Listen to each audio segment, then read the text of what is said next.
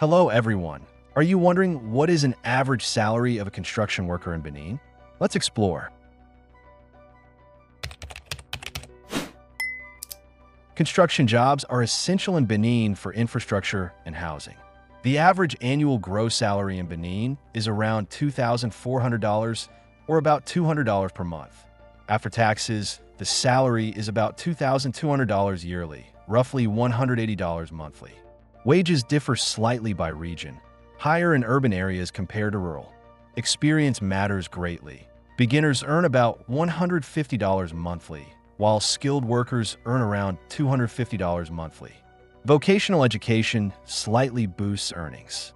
Workers with university degrees typically secure better-paying supervisory roles, while those without earn lower wages. Please like the video and share your salary in the comments. Thanks for watching, and see you next time. Goodbye.